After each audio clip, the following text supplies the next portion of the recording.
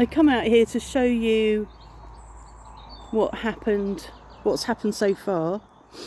And I was going to say to you, Ida is locked in here today for the morning. I sheep rustled and got her locked in here, and I noticed that she's no longer in here.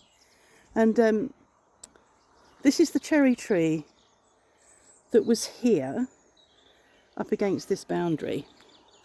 So this was the first tree he took down, and that's where the water was tracking in.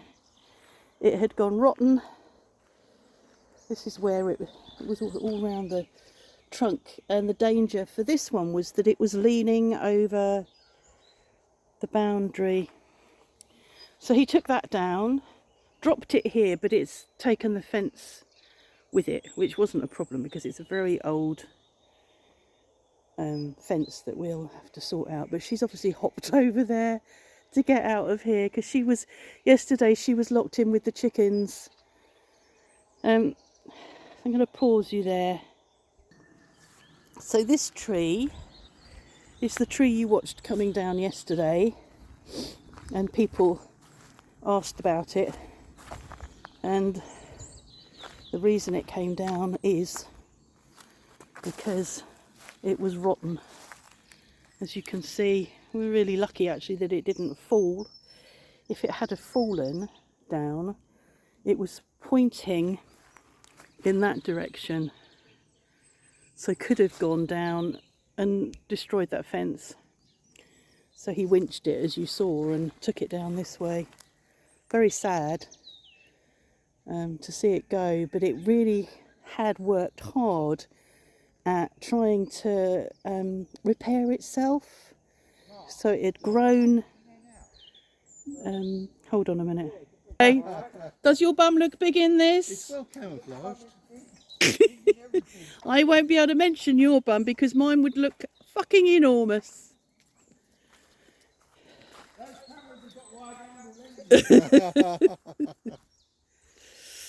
So where were we before we were rudely interrupted? We were looking at this tree. So yes, it's a shame because we've lost everything that gave us sort of a nice, I don't know, canopy in summer. But we're going to have to come up with a plan.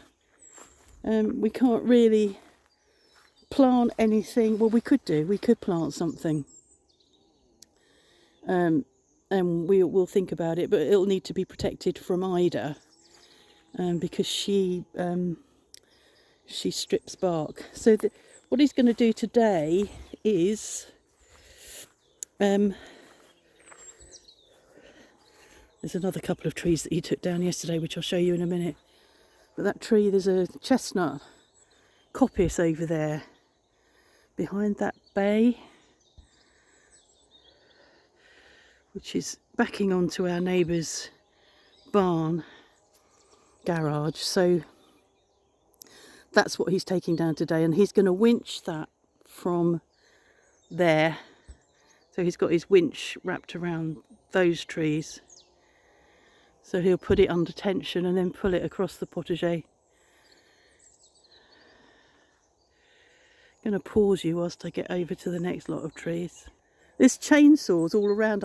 We've just heard a tree go somewhere in that direction, but I can hear chainsaws coming from that direction as well. It's obviously a good time to be, just before the sap starts rising.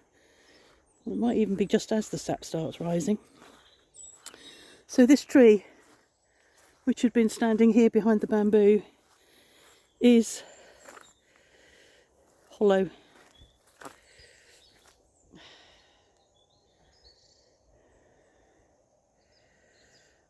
That's in the hedge, which he'll cut it all down later.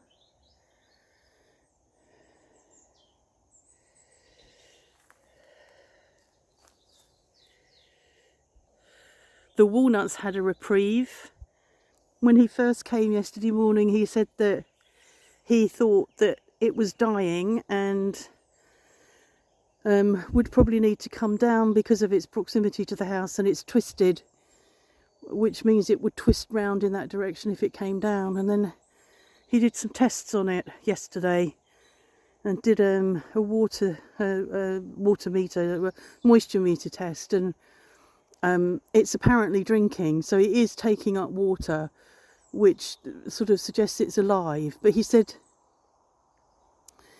don't take the lower branches off. If you start taking lower limbs off trees, it interferes with their integrity and it could destabilise it. So he said, you need to just monitor it. So the walnut stays, which is really nice because it's the only big tree really that we're going to have left.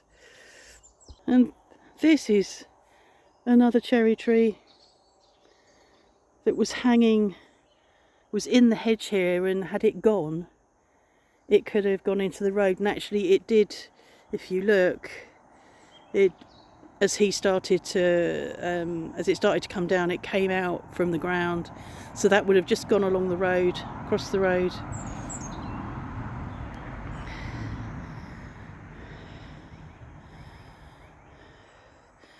And that one over there has been down for years. That guy's a robin on top of there.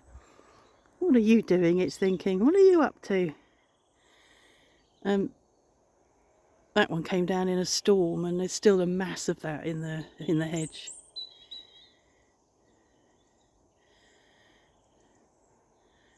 The robin's been very interested in the fallen wood, very quickly on the bits of cherry that are laying in the... A bit blurred, isn't it? I don't know whether if I get closer whether he'll stay. No, he's flown away.